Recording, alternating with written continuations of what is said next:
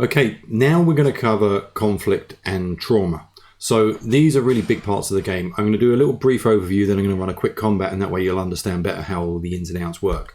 So starts off, if you're actually in combat, your initiative is a D6 roll, which we'll do in a sec, which is fairly simple. Your initiative can be changed via combat stunts, so if you roll extra successes in combat, you can use them to give yourself essentially a better position. Range in this game is really big, so it is more abstracted than like 30 feet or something like that. You have certain zones and you need to use a movement in order to go from a zone. So in fact, let me just before that quickly cover what you can do in combat. So you have two things you can do. You can do an action or a maneuver. So every round you have the ability to do one action and one maneuver or two maneuvers. An action is when you're rolling for a skill, you're actually doing something like fight or activating a mutation. A maneuver could be moving one step, one range step, which we'll cover now, getting cover, picking up an item, aiming, reloading your gun, because these scrap guns, the majority of these scrap guns can only have one bullet at a time, using an item, that kind of thing. So if we jump back to the ranges, you have arm length, that is literally just in melee range, fighting with somebody, that kind of range. Near is a few steps away, so that means if you have something with reach, you can hit them. So say you had a longer spear or something like that, you could still attack somebody, but you would still need to to do a move range if you were going to get right into melee combat with them. Short is 20 to 30 yards, and that also uses as a range for many kind of weapons and that kind of thing. Long, once you're starting to go further than short, further away, you need two movements to cover that distance because it starts getting more abstract. So when you're used to kind of like 30 feet ranges, it becomes a bit, it takes a little while to get used to, like it did for me. Once you start doing it, it becomes way easy to use and really easy for your players to manipulate and use their advantage where they can. I'm not going to cover ambushes and sneaks. I'm not going to cover everything in massive detail here because there's so much here to cover. Social conflicts. This is one of the things Mutant Year Zero does amazingly well, is it's not just about using strength or agility to shoot somebody or punch somebody. You can use your manipulate and intimidate to actually do damage to their other stats. And you can break somebody by doing damage to their to the other stats that their character has, which is really powerful. So for example, if you're looking at Mubba, if you did damage to it, if you figured out to do damage to his empathy, you've got a much bigger chance of taking down a big beast than just trying to go at him with strength wise. And that means it gives something really cool for your players to do. It also gives much more options for conflict to happen within the arc without it necessarily coming to blows, which is brilliant. And yeah, the rest of it I think we can probably cover. Yeah, we can probably cover by running through a quick combat. So maybe that's a good starting point. We are going to do a quick combat here. I'm going to grab Mubba and Franton, who we created in the last video. And I'm going to grab some zone ghouls and throw them here. Ignore the sizes of them. I can't be bothered changing them. So we have 3 zone ghouls against these 2. So I'm just picturing they've just come around the corner, seen each other. There's no surprise, anything like that. It's just straight out. This is going to be a combat, just to make it nice and easy for us. So I'm just going to select them all and add them to the combat tracker here. And here we go. So the starting point is you roll your d6s to see who goes first. Now again, we're not doing surprise or anything like this in this particular combat because I don't want I just don't have time. You don't have time to go through the whole massive video. So I'm rolling my d6s. The way it's worked out in here is Franton is going first. Okay, so I'm saying that Franton is being Franton, has got their rifle out pretty much the entire time when they're going through these zones. So Franton is going to take aim at one of these and just shoot. Now, the maneuver action, using the maneuver action to aim means you get a +1 modifier when you're shooting, which is cool. So let me go escape from that and fire this out again. So yeah, so he's going to aim. So I'm going to open up Franton, get his scrap rifle and shoot. Now, I am going to add a modifier there. So because he's aiming, so that means I get to add an extra 1 to the skill. So that's going to be 3, and I'm going to hit roll. that shot hit because we got one success there. So we're going to say it hit this person here. Now these zone ghouls don't have much about them. They don't have any armor or anything like that. So that shot immediately would have hit their strength. So that rifle does 2 damage. So this zone ghoul's strength now goes down to 1. It makes them a lot less effective in melee combat. The next person, did I start combat? Is the zone ghoul. So that's the one that's just been hit. They are probably going to aim at Franton and try and hit him with their sling. So I'm going to add them an extra 1 on here for aiming, using their maneuver to aim. And they fire at them, they miss altogether. I'm not pushing rolls for these zone ghouls. Let me pull this up a little bit more. And the next one, because they're at distance, I think they're all going to kind of aim and hit, but they're going to try and go for the big guy because the big guy is the most dangerous thing to them. So I'm just going to use the same one again and slingshot.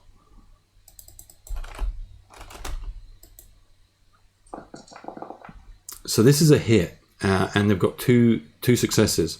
So when you have 2 successes, what you get to do is you get to pick a stunt. 1 success means you hit and you automatically do 1 damage. And if I jump back to here, we can give you a better... Actually, where am I going to?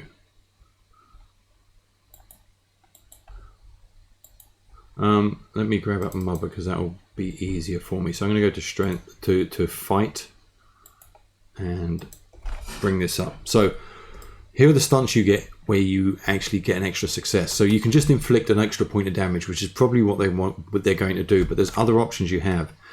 You can subdue or tie your enemy, give them a point of fatigue, so do damage to their agility. You can increase your initiative score. You can knock or pull a weapon out. Actually, it wasn't fight, it was shoot that I did. So that one's going to be slightly different, but it's not too different. So you can pin down your enemy, they suffer 1 point of fatigue. You can increase your initiative score. Your target drops something. So again, if Mubba had something in his hand, and Mubba only has, I believe, a brass knuckles, just a bruiser. So he's not going to drop his brass knuckles. They're probably not going to be able to see it from that distance, or they fall to the ground. But for in this case, I'm going to say that it does 2 damage to Mubba. Mubba has no armor, so immediately Mubba's not off to a good starting point. His strength is now down to 3 because of that 2 damage. Now let me grab the next one, and they're going to fire at Mubba now as well. So slingshot. And that misses entirely. Okay, so that is all of their goes. And Mubba now is... I'm saying that they are not within our... They're not close. They're short distance. So Mubba is going to use his... He's going to use 2 maneuvers. He's going to use one to cover from short to near, and then he's going to go get another one in order to get right engaged right in their faces in arm's length. So the first action or maneuver he's going to be doing is going to be take him to near, and then he's going to be right engaged in melee with both of these. So that's Mubba's turn. Franton again is going to try and pick off this one from a distance. So he's going to shoot at them using his scrap rifle. And again he hits, that does 2 damage, which immediately takes this guy out because he's only got 1 strength left. So now what we're going to do there is assign a status effect. Can we do that? We're going to just say he's dead. Now, if that was a player, they would basically be dropped, and if they got back in the game, then they'd have to roll on the critical injury table. And I'll cover that now in a sec. These 2 here are going to start wailing on Mubba. Now, they already had their bicycle chain. They had their slingshots in their hands. So they're going to, I'm going to say dropping a slingshot is free movement, but one of their actions is going to have to be to actually grab the bicycle chain. So that's going to be a maneuver, and then they're going to use a bicycle chain to try and hit Mubba. So the first one's going to,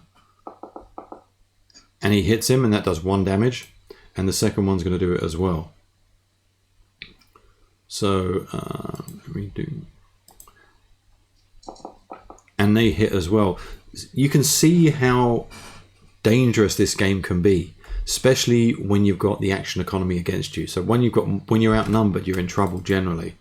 So Mubba's got 2 damage. Poor Mubba only has 1 strength left, and it's his go. So he is. Let me see what Mubba's got. Mean streak. He suffers an extra point of it. Yep, no, he's not going to be intimidating these ones.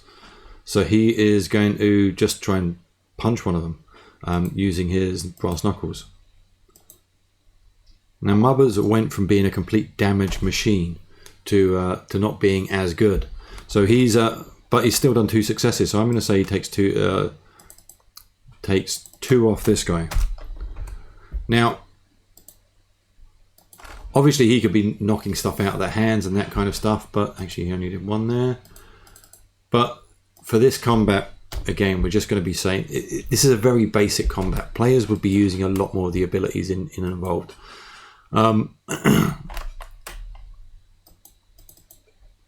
I think you're not meant to be firing into combat, but I think he's going to use his maneuver to come over here. So he's got a clean shot of this one here, and then he's going to use his scrap rifle to fire. And he hits him and does 2 damage to him.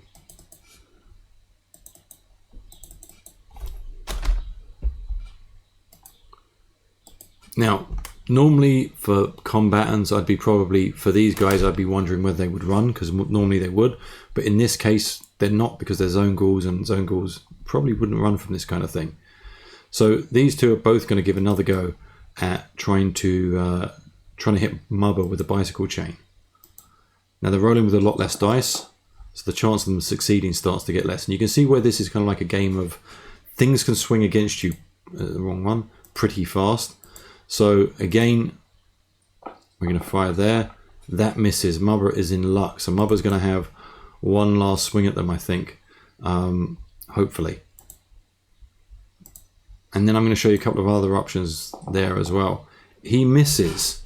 I think Mubba's desperate. He's going to push his luck, which means he's going to end up damaging his knuckle dusters, but he doesn't care because he's desperate. So he's going to push that roll. And he does hit.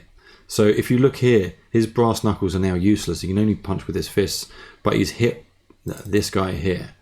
So he's hit him, took him out. And I would say this other guy at this stage is more than likely going to run. So they missed, and it's Franton's turn. And Franton's going to shoot him. Franton is somebody who's going to be shooting from distance pretty much whenever he gets the opportunity. 1 bullet to reload, or 1 action to reload. He's missed. No, actually he's hit. So this zone ghoul now is taken out as well. So that's a really simple combat. I want to show you a couple of other little things within combat here as well. So if I take this guy back up to 3, and we're going to demonstrate kind of armor. So imagine this guy shoots at Franton. Okay, and he hits. So there's 2 hits there. Franton has armor. What armor does, it gives you an opportunity to actually reduce the damage coming into you. So I'm going to roll his armor. When you roll, you're looking for successes. Franton's armor, there was no successes, so it does not reduce the damage at all. So he would have taken 2 damage there. If I roll again to give you a different result. Okay, perfect. So there's 1 success and 1 failure, or 1-1. The success means I get to reduce the damage by 1. The failure means if I don't absorb all of the damage, so say I got 2 successes and a failure, I would have absorbed all the damage. It wouldn't come into play. But if all of the damage done to me is not observed or is not absorbed by the armor, then the armor gets damaged. So my armor now, in this case, I would have reduced the damage by 1, would then become 2. So in future, when I'm rolling my scrap armor, I'll only be rolling with 2 dice until somebody fixes it. And this is where the other roles in the group really come in. Things like jury rigging, being able to fix items when you're out in the field makes a massive difference, as well as being able to create items when you're out in the field.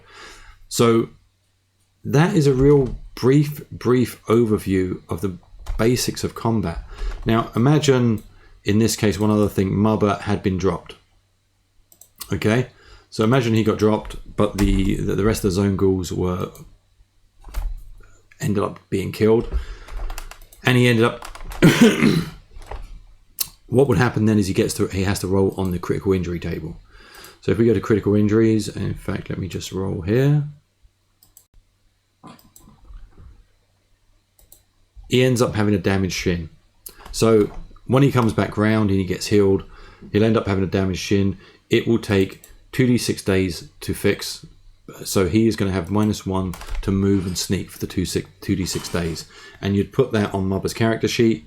And you'd be measuring time quite accurately in this because it's hugely important. And he would have that little limp to go around. But there's other stuff on that table that is much more gnarly. So if I pull up this table for the critical injuries, the bottom ones aren't so bad. The higher the number, the worse it is. So if we look at something like a severed arm artery, right? And can we...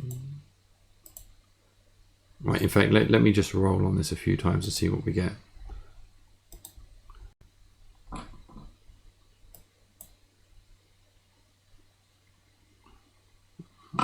Crushed knee. And come on, give me something high. Okay. Right, so here's a few different ideas so you have an idea of what happens on these tables. This one is lost breath. There's no issue. You just wake up and you're breathless. Crushed knee. -2 to move and sneak for a while. Okay, it's not good, and it takes 4d6 days for you to get fixed. 66 is the worst. You die instantly. So when you roll really high, you die instantly. It's just not great at all. If you go when Pistar document. So let me see if we can find the critical injury table here to give you an idea of what happens with it. Conflict and trauma effects. Critical injuries. Okay, I don't have the list there. Oh, there we go. Okay, so here is the D66 list. As you go on, there's a few columns that are interesting here. One is a time limit, one is a healing time. Some of these things means that you are going to die unless you get them fixed. So if you have damaged kidneys, you are going to die in 2d6 days unless they get fixed. The further you go down, the worse it is. So for example, if you have a crushed face, you have -2 to manipulate for this period for your healing time. But if you do not get special attention on that within 2d6 hours, you die. So it's really, really kind of interesting that just getting dropped doesn't mean you're going to die. It means you're going to have an impact probably on the game. But that there are severities on that table that can make this game pretty damn deadly. So hopefully that's a good introduction to combat in this game. There is a lot more to it. There's a bunch of tactical stuff which players will be using when it comes down to things like hiding, cover, surprising, kind of sneak attack type things. Just like there's so many things, traps, that they will be using, and leveraging the terrain, leveraging the distances, all of that kind of stuff. But that's essentially what it is, and the combat is dangerous. You don't want it to be a default. You want to make sure you've got an advantage, and certainly a numerical advantage if possible. Or you're able, you do have the ability to get away in combat very easily, but having that advantage is what you want, because you can see how swingy it can get. Once you start getting damaged, you are not just getting, you're not just ticking down, you are getting actually weaker at combat. Same with your enemies. So yeah, it's a really cool system. So that is combat and trauma covered. The next thing we really have to cover is the arc, maybe the arc and zone, and then that will be this book done pretty much. I might do one on the GM section, because I don't want to give stuff away, but I want to show some of the tools that the GM has in this, which is, for me, maybe one of the strongest points of this game. It just gives you enough to produce huge amounts of content. So hopefully you've enjoyed this one. It hasn't been so long, hopefully. Yeah. But yeah, I'll catch you in the next one. Bye.